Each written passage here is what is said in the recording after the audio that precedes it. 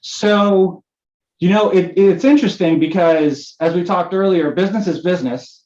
And so whether you're doing real estate, you're doing software, whatever, there tends to be patterns. And some of the strengths that smaller companies have is their ability to execute quickly and adapt, speed of implementation, speed to market, and being able to pivot, right? That's their strength. Their weakness is that they're not always thinking about the long term. And sometimes you can't, right? Different stages of companies have different goals, right? And you have to be able to adapt that solution to what they need. And oftentimes you'll see in a company that the founder isn't the person who runs it when it's a billion-dollar company, right? Like, for example, Facebook is the exception that Mark started it and he's still running it. But oftentimes that founder's not in the CEO role as it gets to that 10 million, 100 million, 500 million, billion-dollar revenue mark. So you have to be able to kind of blend those things together. And some things are out of startups' control, right? They only have so much budget, they only have so much time they've got to deliver. So some of those things are out of their control.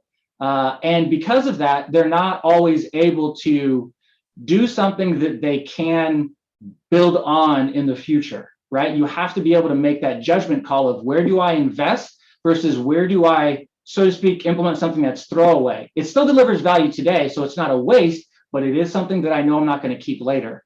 You have to have the right people to make those decisions. So that's where the weakness is. In terms of the large companies, it's almost the opposite, right? They're almost immediately thinking big scale. I'm going to put $100 million of revenue on this product. I'm going to build it to sustain the next 7, 8, 10 years, right, of business, because I'm spending 8, 9 figures to build it, and I know how much it's going to take to start over again. But there's value in delivering in an agile way. There's value in delivering quickly and having incremental progress and reflecting on that, like truly reflecting, not just say you're doing agile, not just say you're reflecting and being retrospective, actually considering it and moving quickly and taking that startup mindset at the beginning of your project with some of those foresight, but at the beginning of your project and then going forward. And again, it's all about trade-offs experience. It's a little bit of an art, not a science. And then the other one is, of course, the red tape. And that comes down for larger companies with different departments. Maybe they have a cyber security department. Maybe they have a compliance department, et cetera, that influences what you build.